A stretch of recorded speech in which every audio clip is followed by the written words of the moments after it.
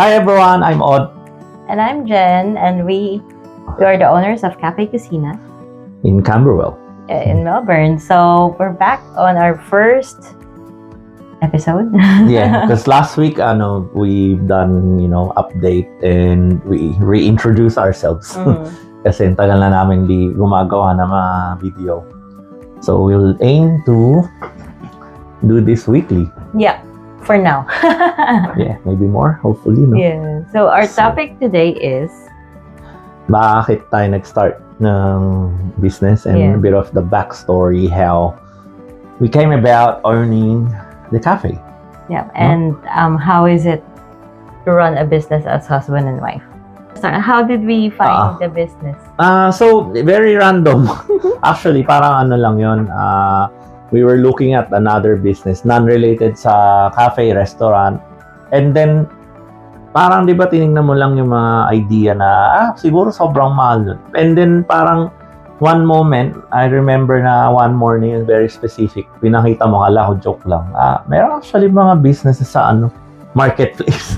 Of all places, hindi ko akalain na marami din pala dun na nilalagay ng mga ganun, mga business. And then parang tinignan namin, ano to, hindi sobrang mahal. Yung expectation ko siguro, parang 1/3 lang, ganun yung presyo niya. Nung akala ko ganun yung to start up. I mean, I didn't realize na. And depends maybe sa area and demographics. Tapos, ano ba ginawa natin? Pinuntahan natin or nag-inquire ba tayo? Kasi when we saw it, sabi parang everything's included. Tapos the previous owner was very responsive as well. Kasi feeling ko parang scam ba to? Kasi parang affordable siya. It's like just a price of a car. Yeah. Basically. Parang ganun lang siya. Tapos included na lahat. Yun nga, nagulat ako na included, tapos sinasabi na wala na kaming extra babayaran, yun na yung price nun. Parang, hindi ata totoo. Baka si scam. But I think, we decided to go there the same weekend na nakita natin yun. Pero, as a customer, hindi kami nagpakilala na kami yung gusto nagtatanong or something. So, nag-breakfast tayo, naalala ko yun. Tapos, normal lang, tinignan lang namin. Pero never kami nagpakilala, hindi kami nag-asa kanila. Tapos yung nakita natin parang, it's too good to be true. Sa ganitong presyo, ang laki ng lugar, ang ganda ng gamit nila. Ang modern, parang aesthetic-wise, parang Instagrammable. Learning curve doon. When starting a business, I guess kung ano yung naka-advertise, double that price. Because there are a lot of expenses along the way when starting, right? Yeah, of course. So sa first time na katulad namin, hindi naman talaga namin linya yun na bricks and mortar na talagang we own a restaurant or hospitality business. So, ang alam lang namin, that's it.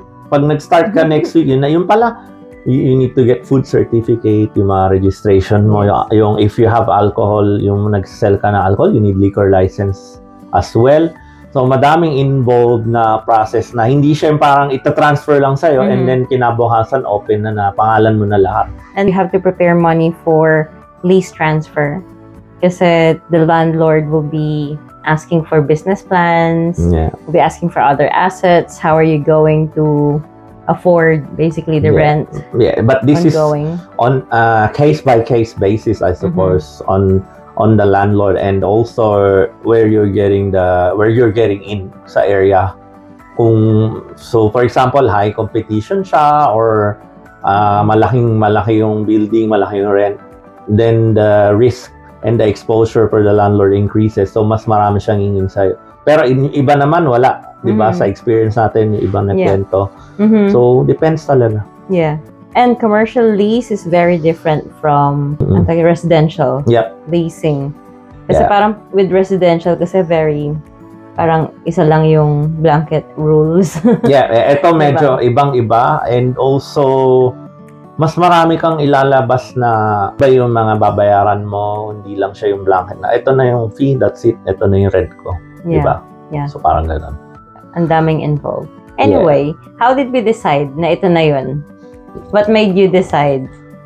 Parang siya siguro love at first sight sa lugar or impulse. Ayoko naman ng gano'n kasi hindi naman tayo bumibili ng damit or something, no? Pero I think na masyado na rin motivated. Parang yung last nga natin na usapan na parang I really wanted to get out of the job kasi mahirap din yung ginagawa ko before. So parang siguro nakaka-push siya na mas motivated ka to act on it. So yun na yung nangyari. You continued negotiating with them and back and forth yun. Mabilis talaga mag-respond yung previous owner. They're also very keen to move out because the owner is not happy anymore. Yeah, they want to do business. Something else. She wants to go back to her career. Parang hindi talaga sila hospitality, no? Yeah, they're professional. So parang naging hobby na lang yun. Pero I think it's already costing. So parang ganun yung nangyari. We will talk about all those challenges ng mga ano. Pero then we diba, we started gathering all the requirements. Pero ikaw ang nag-aral din kasi kailangan din ng diba? Food safety supervisor. So yun ba yung mga basic just to start it? Yeah. So you need a food safety supervisor in a restaurant. Yung week na pinaka-stressful for me kasi ang haba ng modules. And no one told me, the owner didn't tell me that I needed that. Yeah, madaming actually kailangan i-transfer sa pangalan. Kasi it's like we have to start our own company. So we're not just going to the building and taking it. Hindi ganun yung system. Yeah, very important. Very important talaga yung mentor mo, yung you trust them na they know what they're talking about. Kasi talaga for us, it's like first time and it's unknown. Kasi once you're in the business na ganun na it's not a virtual business, you have rent, you have outgoing, it's a different ballgame altogether. Did you have any doubts during the process of acquiring the business? Yeah, definitely. Siyempre yung doubt nun yung how do you even start? Tapos how do you come up with all these requirements? Lalo na financially, it's a big talaga yung outlay niya. Pero hindi naman siya impossible. Like I've done an interview before long time ago, pero na-mention ko yun na hindi sobrang impossible siya. Maano lang, overwhelming kasi siguro dahil sabay-sabay siya. That's why it feels like stressful. Pero I doubted dahil inisip ko na kaya ba talaga yun na wala kasi tayong experience. So yun yung mga main doubts ko na nung start. Yeah. Ako naman parang may doubt din pero parang feeling ko nilaan talaga siya sa atin kasi when we borrowed money from friends, parang instantly available siya. Hindi tayo nahirapan. Yeah. And that's the importance with integrity. Yes, and your reputation. Yeah. Kasi yun nga yung currency mo when you need something. Mas pagkakatiwalaan ka talaga nila na ibabalik mo yun. And also, I guess if you're backed up with assets as well, hindi matatakot sa'yo magpahiram. Same with banks, di ba? Tsaka huwag ka mahiya na if you really need an extra boost, for this period, can I borrow? Kasi I really want this. Basta naman maganda yung relationship mo, ang integrity mo, di ba? Parang they won't hesitate, I'm sure, na mag-help. So, yun din yung maganda. May mga kaibigan ka na... Shout out to our friends. Yeah, at an instant, they don't even think about it. Pag talagang sinabi mo lang na or you ask. They're very supportive. Very supportive. Yeah, we're very lucky on that aspect also. Tapos, siguro, sa akin parang ang bilis kasi nag-fall into place ng lahat. Kaya feeling ko, parang sa atin talaga to. Pero nung medyo, after a few months, doon na pumapasok yung doubt. Baliktad. Yes, baliktad for me. After nung honeymoon period, kasi your first 3 to 6 months, your sales will be really high. Honeymoon period. And then you thought na yun talaga na yung yung real numbers mo. And then it starts dropping and then hindi na siya consistent. Then doon talaga yung anxiety mo nagki-kick in na is this still worth it? Yeah, may maraming period na gano'n na hindi mo siya ma-expect. Very unexpected. Yung parang, it's not always the same kasi hindi naman yung tao na fix yung tao na nakabook sa'yo or bibili ng mga food or magpapakater sa'yo. So, fluctuating siya. Nakaka-stress siya dahil you're doing the books, you're balancing it out. Ayaw mo naman na in the ka lagi, di ba? Red yung numbers mo lagi na hindi even dun sa expenses picture mo. So, important din talaga na may accountant, nag-guide. Tsaka yung mga professional, lalo na. Yeah. And you really have to have at least 3 to 6 months buffer, which we didn't have at the start. Yeah, hindi naman natin alam na, akala namin, parang wala ka nang gagastusin, ito na yon. But in reality, you need buffer. Kasi di ba, parang ka nag-start from the scratch kahit na nandun yung building. Yeah. So, parang advice yun. So, at least next mga business owner na, they will be prepared. Hindi katulad namin na, paano pala tong ganito? We need to buy this. We have to pay this, whatever fee. We really learned on the job. We really learned on the go. Yeah. Sabi nga ng friend and mentor namin, sa tuition fee, na medyo mahal siya kasi we're learning on the go. Pero, that makes you prepared sa next journey mo. If ever you're gonna be in this or someone wants your opinion or advice, then I can give my own opinion and experience. Diba? Parang mas, yun yung masishare ko sa kanila. My actual experience, what happened to us. And it's not a smooth sailing one, unfortunately. Yes. Very, di ba naman, ang sabi naman nila, you can't control the waves. You just adjust your sails. Diba? Nakita ko na yun, sinabi mo na yun before. Saan ba galing yan?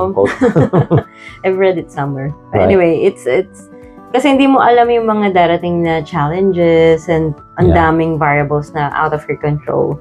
But you just learn to adjust and, it's really not the end of the world. When you come to think of it, yun na lang lagi naming iniisip na there's always someone worse than our position and we always have to be grateful with what we have.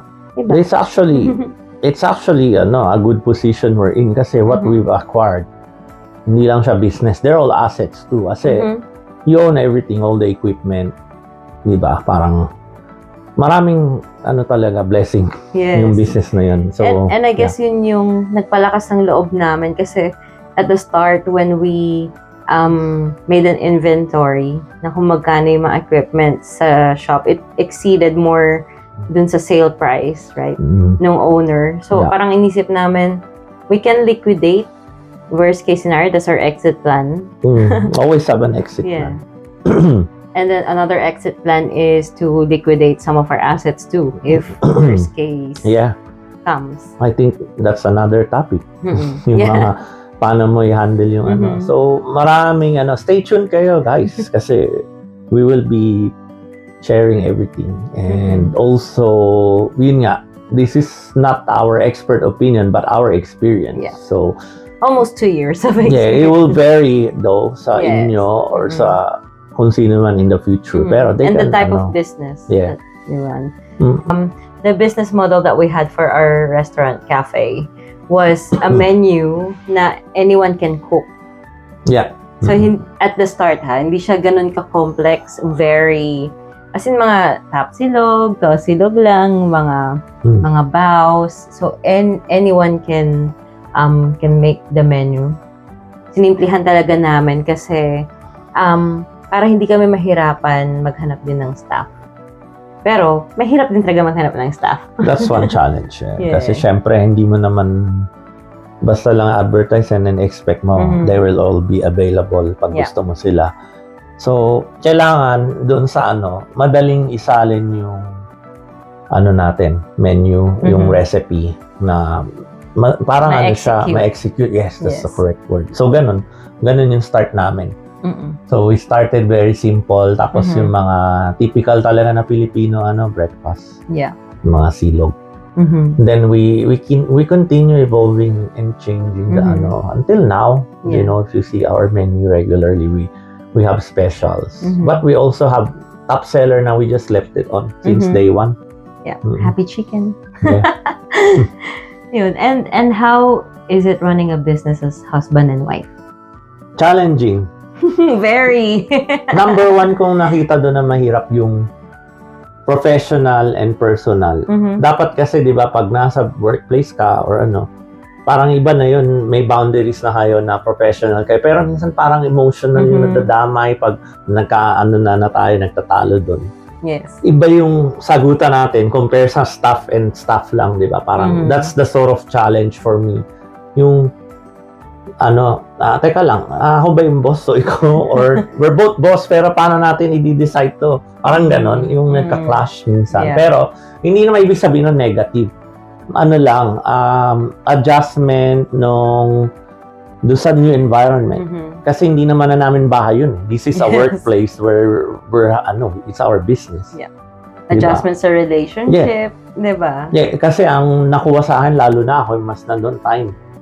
So, ang laking impact nun sa household na wala na akong nagagawa minsan dito. Yung gardener, kailangan nang pumasok dito kasi napabayaan na yung bahay.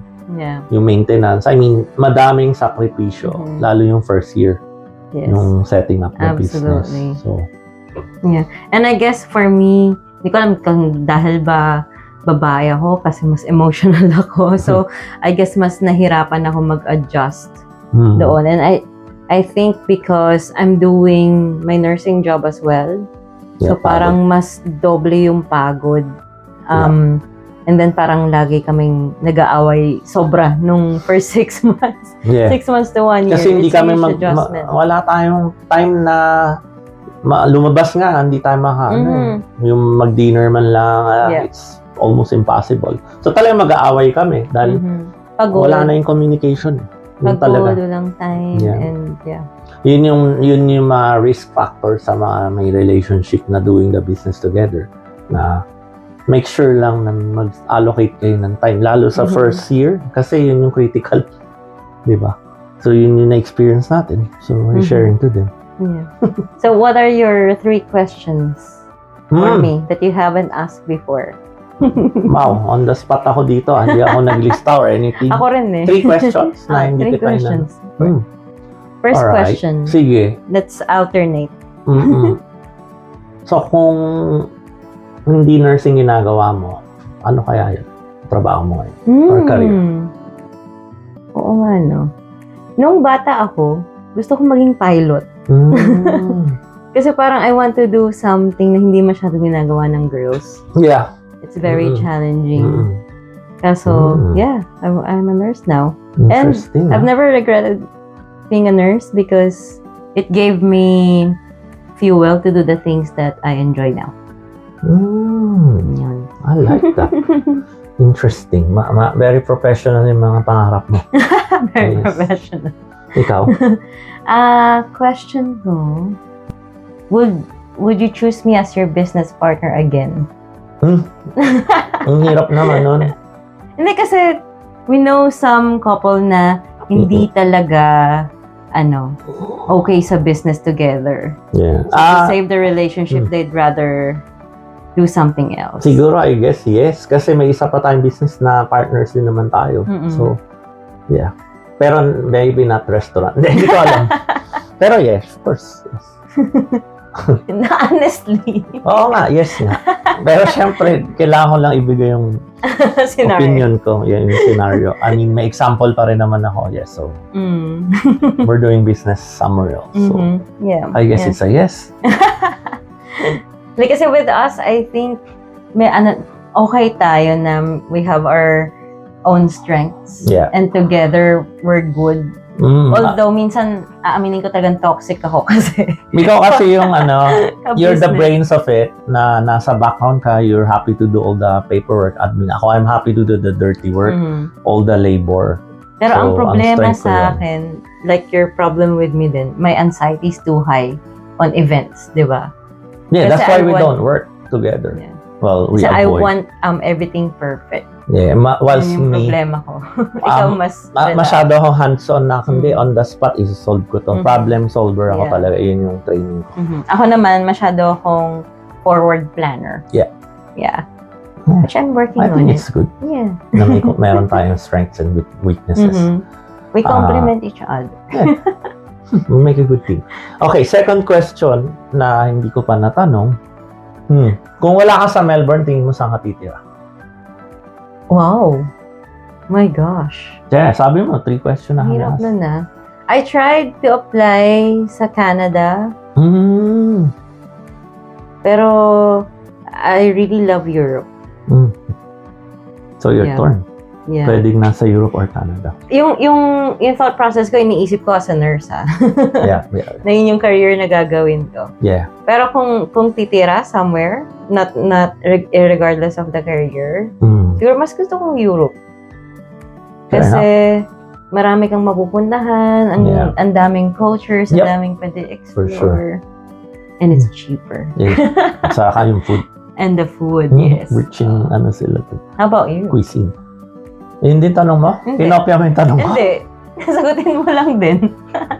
Ako, siguro somewhere in Asia or malapit sa Hindi Philippines kasi I love our heritage. You know, kasi I think bukod sa I can do business there, I don't know. I just enjoy our culture. Pero hindi ako malayo. I want to be in Europe as well. So yun lang, dalawa lang yung choice. Pilipinas or nasa Europe. Yeah. How did we evolve as husband and wife having the cafe?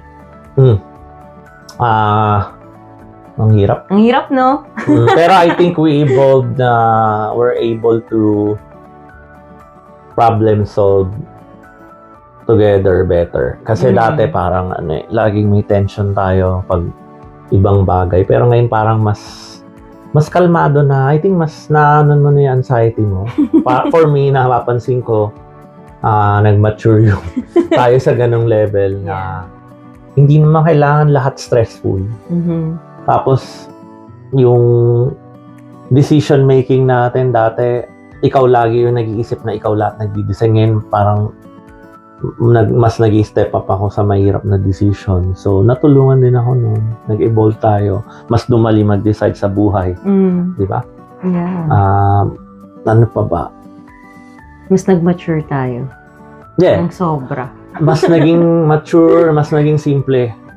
Kasi ngayon, ang dami nangyari. Parang mas simple. Parang ayaw ko na ng material stuff after this.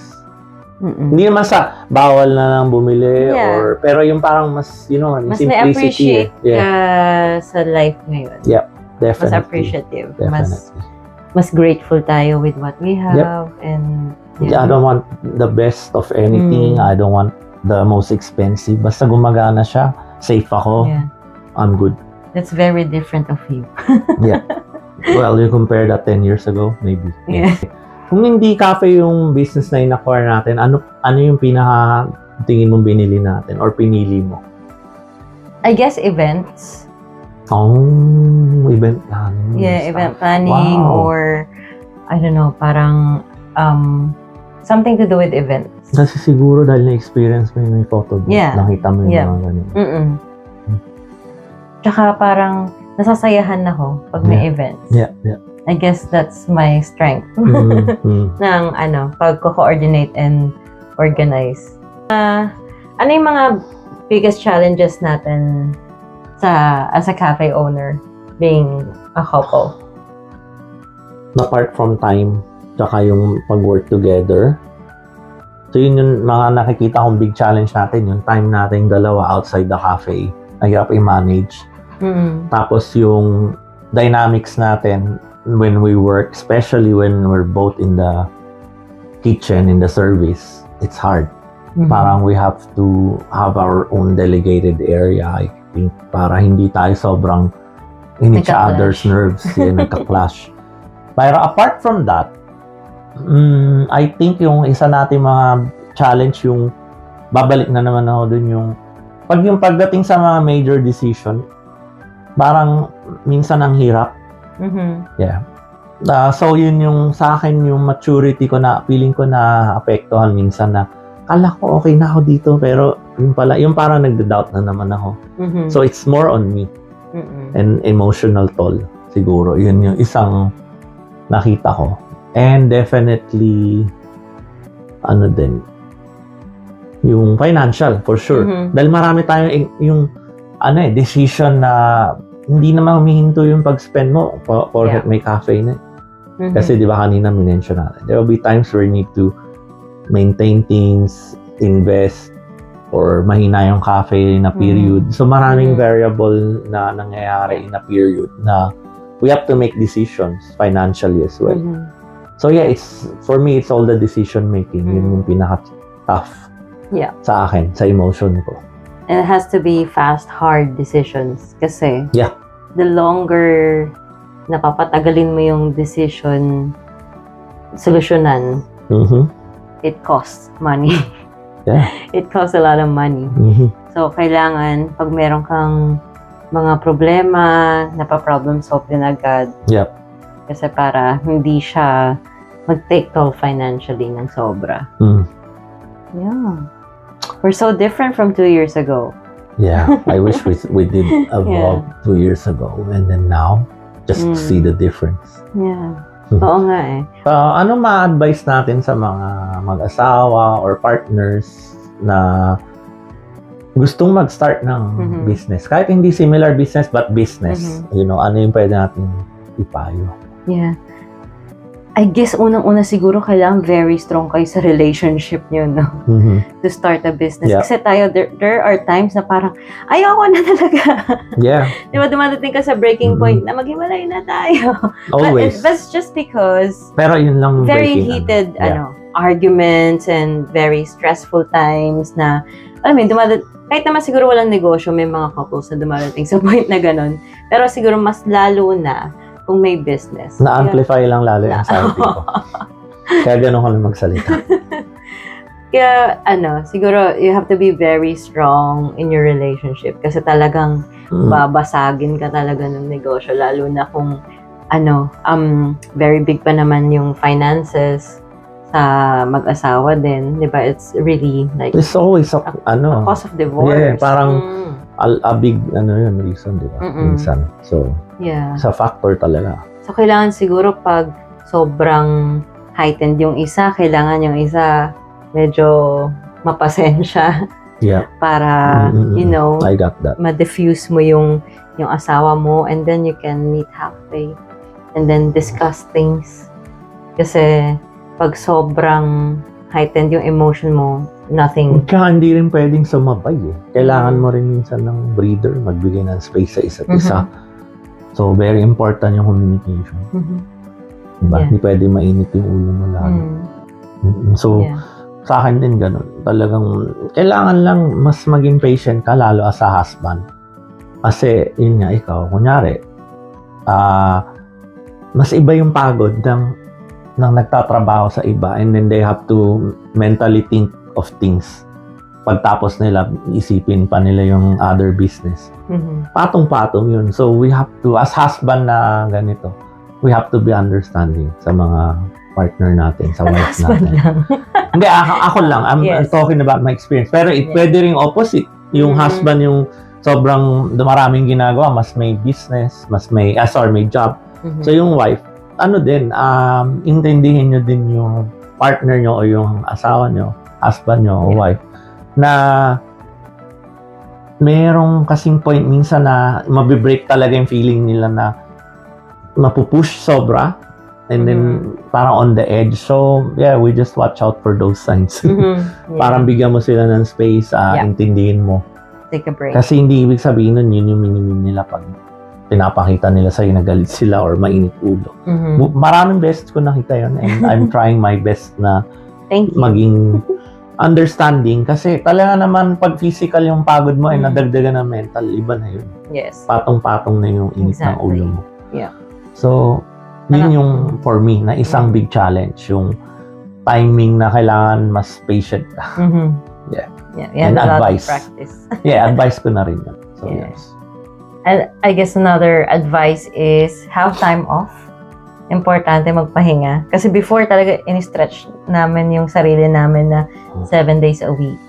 And doon talaga kami, lalo ako, mas na-burn out. So, have a break, still go on, holiday. Hindi naman kailangan magarbong holiday, but still, remove yourself from the workplace and spend time.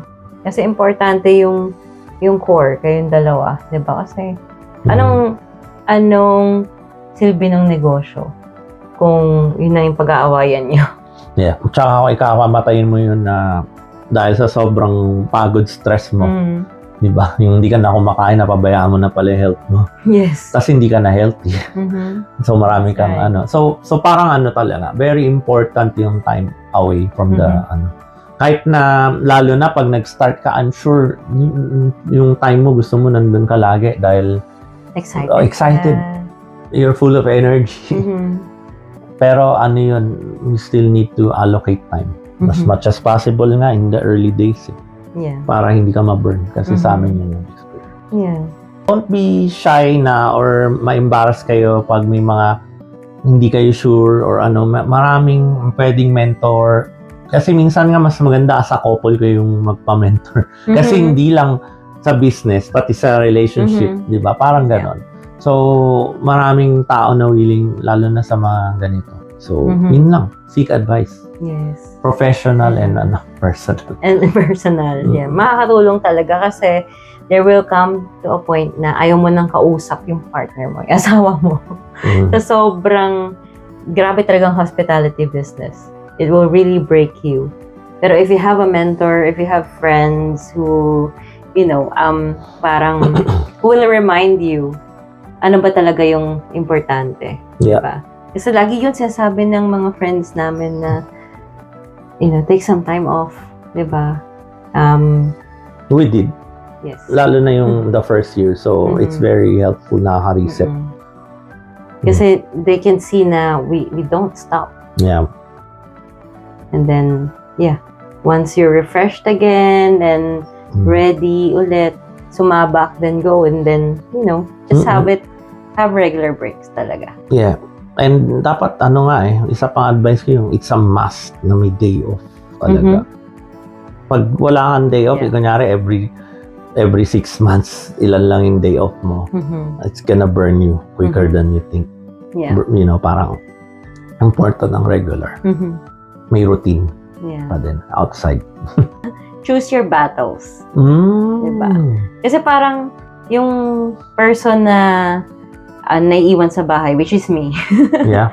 Parang mas mapapansin ko na lang na, hindi na to tumutulong sa bahay. Parang madadagdagan yung inis mo, na maubos yung patience mo. Pero I guess if you can, parang yun, example mo kanina, we just hired a gardener kasi hindi na nalalook after yung labas ng bahay, which is, what you usually do on your days off. Then we do that. Kesa mag-away pa tayo, magbayad na lang tayo ng service. Yeah. Or palinis ng kotse. Or palinis ng kotse. Yeah, I used to do it almost parang religiously every week and gano'n. Yeah. Ngayon, not even in 1 year, I've touched the, mga panglinis ng sasakyan. So we just do that, leave it with them professional. And then saves your relationship too. Yeah. Hindi naman siya sobrang madalas mong gagawin, pero it will really give you a lot of time and take some tension. Yes. That's a good one. And siguro yung pinaka important din is have, as I always say, have an exit plan. Tingnan nyo kung saan yung saturation point nyo, na kung worth it pa ba yung business. Kasi kung naapektuhan na yung relationship nyo, finances, yung future nyo, you have to really think about kung worth it pa yung i-continue i-run yung business. On that note, nahingal ako, napagod ako, sobrang intense ng mga last moments. This is very therapeutic though. Para tayong nag-release ng steam. Konting steam and then we'll be back again. So, baka may mga questions sila, pwede mo mag-comment. So, feel free to ask sa mga susunod na video na we'll make. And we hope to see you again, Cafe Kusina, 726 Burke Road, Camberwell, Victoria. Yeah, we'll put the link. Yeah, we're open 7 days. 7 days for now, yes. Even say hi to us na napanood niyo yung video. I'll give you a free coffee. If they save this video. Yeah. If they watch this video. Or the podcast. Listen to it. Yeah. All right. Thanks, guys. Bye.